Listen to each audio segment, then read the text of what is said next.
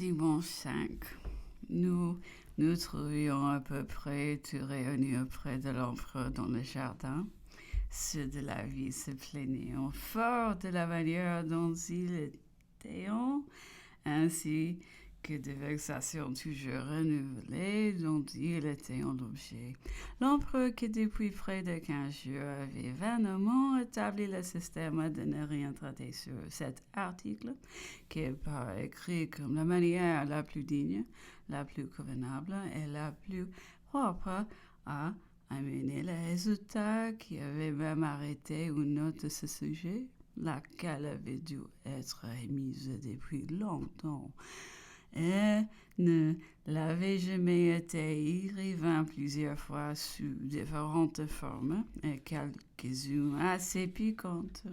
Tous les raisonnements et toutes les observations indirectes s'appliquaient au grand maréchal. Celui-ci finit par s'en fâcher, car que ne grisons point les infortunés.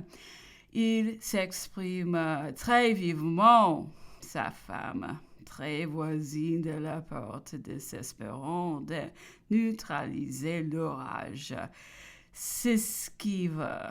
J'ai pu observer alors combien toutes les impressions que pouvait créer cette circonstance se succédaient avec rapidité chez l'empereur.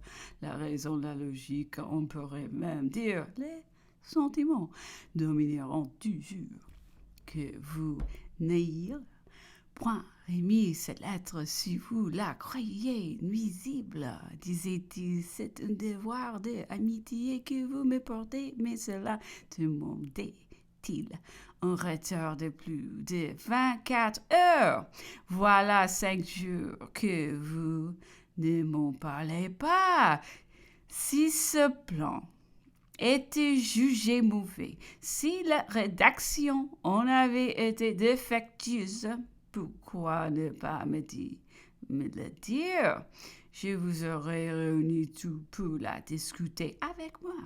Nous demeurions tous arrêtés près du berceau à l'extrémité de l'allée, que l'empereur parcourait seul devant nous, allant et venant. Dans un des moments où l'empereur était le plus éloigné, le grand maréchal me dit: j'ai craint de m'être exprimé inconvenablement et j'en suis bien fâché. Nous allons vous laisser avec l'empereur, lui dis-je.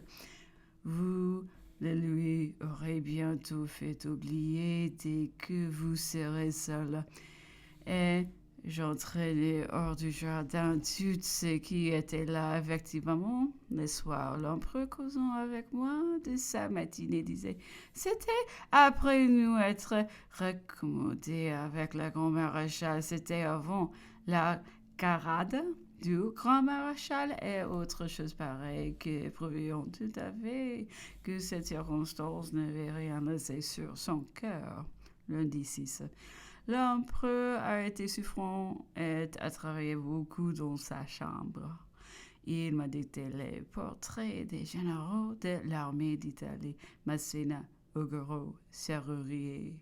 Massena d'un rare courage et d'une ténacité si remarquable, dont le talent croisé par l'excès du péril, que vaincu était toujours prêt à recommencer comme s'il eût été vainqueur.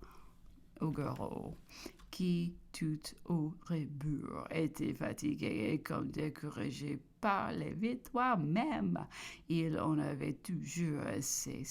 Ses manières, ses paroles lui donnaient l'air d'un bravache, ce qu'il était bien loin d'être. Du reste, dit la narration qu'une fois il se trouva gorgé d'honneur et de richesses, desquelles d'ailleurs il s'agissait de toutes mains et de toutes manières. Serrurier, qui avait conservé toutes les formes et la sévérité d'un ancien major d'infanterie, honnête homme, probe, sûr, mais général malheureux, on trouvera le développement de tout cela aux campagnes d'Italie, dont divers objets de la conversation du jour.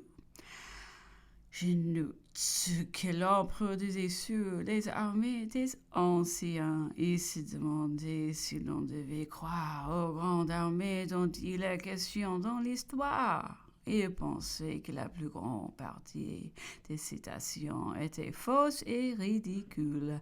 Ainsi, il ne croyait pas aux innombrables armées des Carthaginois en Sicile. Tant des troupes, observait-il, vous ont été inutiles dans une aussi petite entreprise. Et si Carthage peut en réunir autant, on en veut davantage dans l'expédition d'Hannibal, qui était d'une bien autre importance et qui pourtant n'avait pas au-delà des 40 ou 50 000 hommes. Ainsi, il ne croyait point aux millions d'hommes de Darius et de Xerxes qui vous ont couvert toute la Grèce. Elles se seraient sans doute subdivisées en une multitude d'armées partielles. Il doutait même de toute cette partie brillante de l'histoire de la Grèce.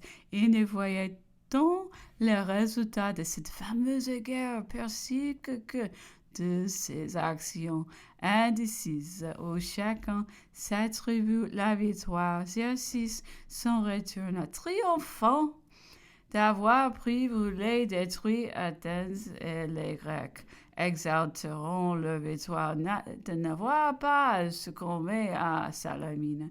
Quant aux détails pompeux des victoires des Grecs et des défaites de leurs innombrables ennemis qu'on n'oublie pas, observez l'empereur que ce sont les Grecs, qu'ils disons qu'il était en vain hyperbolique et qu'aucune chronique des Perses n'a jamais été produite pour assurer notre jugement par un débat contradictoire. Mais l'empereur croyait à l'histoire romaine, sinon dans tous ses détails, du moins dans ses résultats, parce qu'ils étaient en défaite aussi patents que le soleil.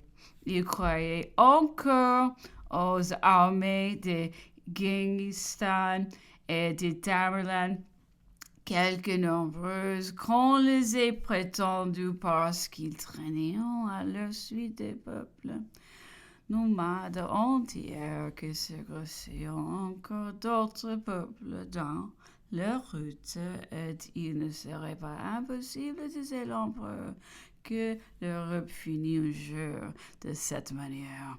La révolution opérée par les Huns et dont on ignore la cause, parce que la trace son père dans le désert, peut se renouveler